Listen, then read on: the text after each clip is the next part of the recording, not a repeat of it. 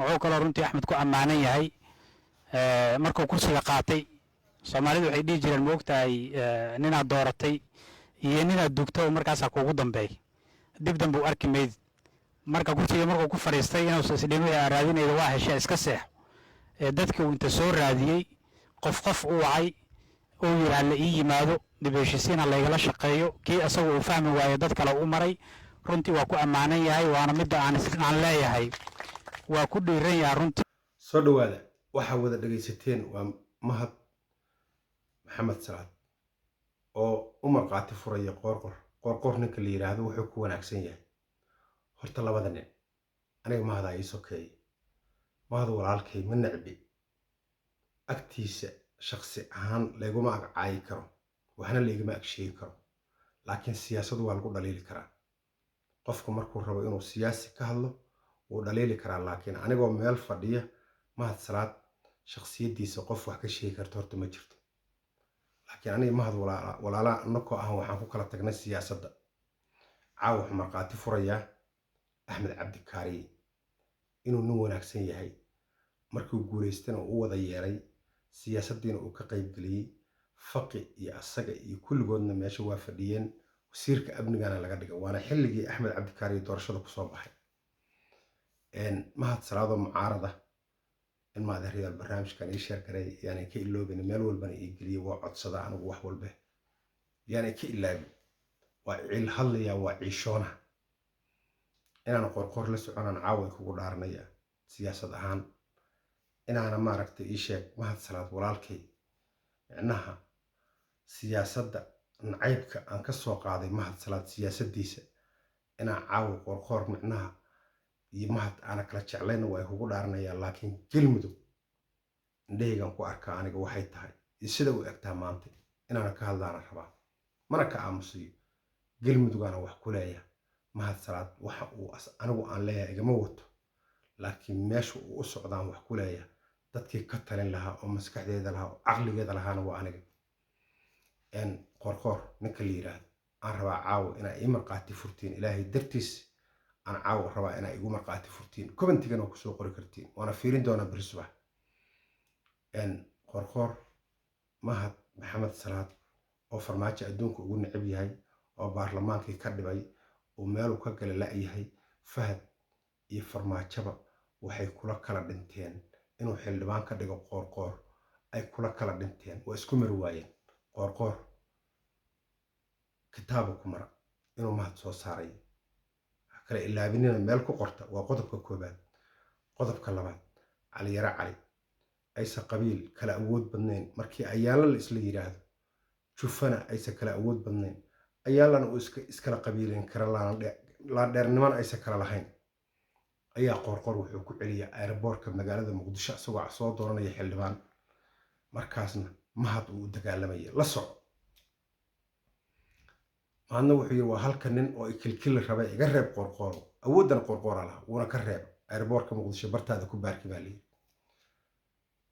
raggii la tartamayoo dhan kulligood wuxuu yidhi odayaashii ayaa la nabadoonnada inta qorqoor u yeero wuxuu yidhi waxaan mahad ahayn soo saari maayo wuu soo saara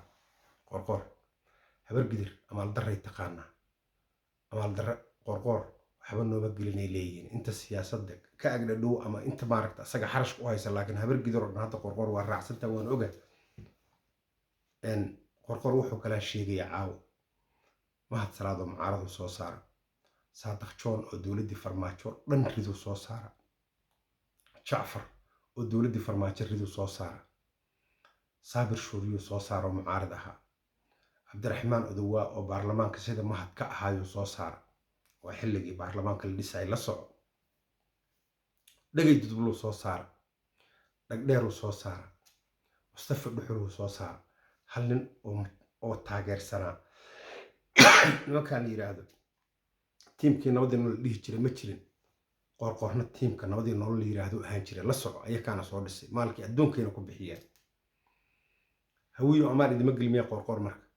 waxba idima gelmiya ma taqaanin nin adaa amaal idin galay iyo nin idin roon maba kale taqaanin nin idin uleeya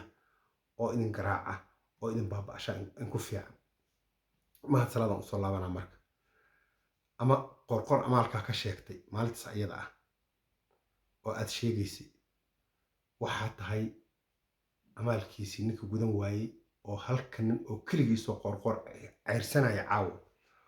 oo guriceel ahlu sunno oo aan ognahay qadiyadeeda sheekh maxamuud laba xera uga dhisaya oo ahlu sunno aruurinayaa taa caawa oo qorqor aan ku duulno weliba ka dhaadhicinaya qorqor aan ka qaadanna meesha aan ka tuuranno galmudug saas laguma dhisin in maaragtay laisku duulo hub la isku aruursado oo nimankii meesha laga baneeyay shalay oo lagu dagaalamay oo adiga iyo qorqor isla jira aad ku dagaasheen kula dagaalanteen oo aad ka bixiseen horta galmudug dowlad ku noqon mayso galmudug dowlad waxay ku tahay xaaf markii loogu yimid doorashaa la qabta iyadoo weliba awood loo sheegtay doorashaa la qabta qorqorana ku soo baxay qorqorna intuu dhib ka soo mara waa la ogaa soo iskugu keena galmudugna waa la ogaa haddii sidaa hadda maqlay sheekh maxamuud oo gurceel lagu abuurayo oo ciidamo loogu dhisayo oo ahlu sunno keliya loo yeerayo hadday dhacdo horta mahado xil ku heli maysid waxaad ku helaysaa galmudug oo cayr jooga keliyaad ku helaysaa meelaadayna iiga qoraysaa caawo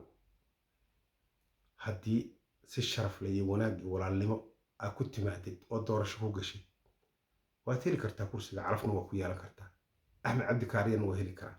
laakiin hadday fooda timaado sacad siciid oo liibaan u tartamaya liibaan shuruq u tartamayana gooniyay joogaan saleebaanoo qorqor ka dhashana gooniyay joogaan adoo cayr ka dhashana gooniyaa joogtiin haddii nin ka mida uu awood sheegto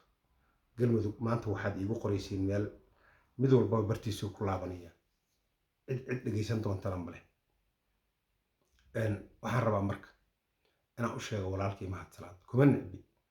nin xataa agtaada dhiiggaaga kama dhiijin karo nin soomaaliya agtaada anoo jooga xataa kuma caayi karo anoo meelaan fadhiya laguma caayi karo laakiin siyaasadaan ku kala tagnaanay adiga waxaad ku mahmaahda ninka markii la doorto dib uma soo dhugta dadkii uu ka tegay mahmaayada saasay u ekeen ma haya hadda laakiin waxaan kugu marqaati furayaa ninkaas inaa adiga tahay oo aadan dib damba dadka usoo fiirinayn ballanqaadya aad samaynaysid waa isla halgamaynaa waa isla dhimanaynaa wax walbaan wada qabanaynaa aniga afkaagaan ka fura adiga mahadsalaada xilka markaa heshana wuxuu kula noqdo wax weyn uu kula noqdo baaritaana kugu sameeyey ninkaa faa'iidaan raadsha oo cayra waa raadsha nin habargidaroo kaa faa'iidaan raadsha waa raadsha nin hawiyaho kaa faa'iidaan raadsha waa raadsha nag waa soo waaye nin dantiisa yaqaana hata waa dantiisa ka jiifan nin waxaa tahay wuxuu raadsho micnaha aad isugu taxalluuji nin keligiis qaanada buuxsadaata ninaan ogolayn inuu walaalkiis wax noqdaata waa intaasoo sifaaha wadataa walaalow macaano intaana hor joogi karta waana hor joogtay siyaasadda waa nagu hor joogtay annakaa ku dhaliilayna oo walaalahaya oo wax kula leh annakaa markhaati furayna caawa inaada siyaasadda waxba nagu gelin oo waxba nagu goyn walaalow macaanona dhaaf waa ku baryaynaa waa kaa codsanaynaa mahadow ta labaad cayr magaalo madaxdii uu leeyahy haddaan nin saacada la dooran ama nin saleebaana la dooran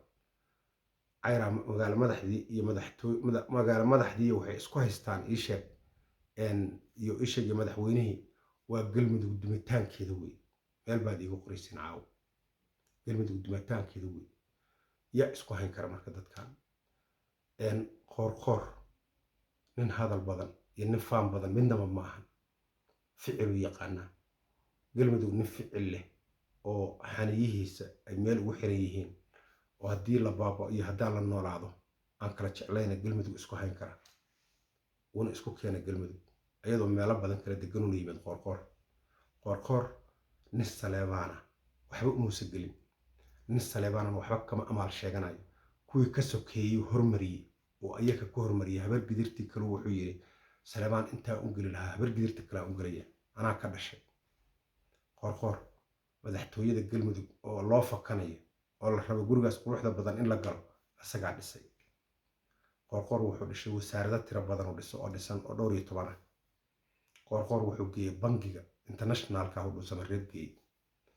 qoorqoor wuxuu geeyey dhuusamareeb baarlamaankii galmudug ayaa guri loo dhisayaa hadda xarga laga jar rabaa qoorqoor airportkii dhuusamareeb laami saaraya qoorqoor UN-kii aan weligiis galmudug imaan ayaa xarigga laga jarayaa wax badanoo habargidir u qabta laakiin habargidir iyo ragga halkaas deganoo galmudug ay ka dhaxayso maanta amaal ma leh ay qoorqoor u gudaan. waxaan rabaa marka aniga haddii dad nool oo caqlila ay joogaan galmudug dhisan haddaad rabtiin ninka hadda haya oo intaas qabtay aan jeclaan lahaa anigu iyo ninkii lamidoo la caqliya in maaragtay galmudug ay sii hayaan. anigu galmudug aan wax kale nin sacad hadduu yimaado anigu ma kala jecli, nin cayr hadduu yimaado ma kala jecli, laakiin nin wax qabanayo wax muuqda qabanayaan jeclaha anigu. liibaan shuluqa tartamaya, liibaan shuluq waa nin ree qumis oo waxay isku yihiin isaga qoorqoor ree qumis. hadduu yimaado calaf ku yeesho galmudug uu xukumo waa arkaynaa waxqabadkiisuu la yimaado. hadduu qoorqoor yimaadana qoorqoor waa nin barawaysanoo barawadu waa ka baxa. laakiin mahad salaad waxaan hubaa habargidiraa faanisay oo faanisay oo faanisay oo faanisee ninka loo mooday ma ahan, waa nin kale, nin siyaasi walaal ehel saxaafad intaba midnaba yaqaana ma ahan, waa nin qaanadiisa keliya wax ku gurta. waxaan soo jeedinayaa marka galmudug dadka u danta ah oo danta guud qabanaya hala doorto. odayaasha dhaqankaan u jeedinayaa, bulshadaan u jeedinayaa, haweenka iyo carruurtaan u jeedinayaa.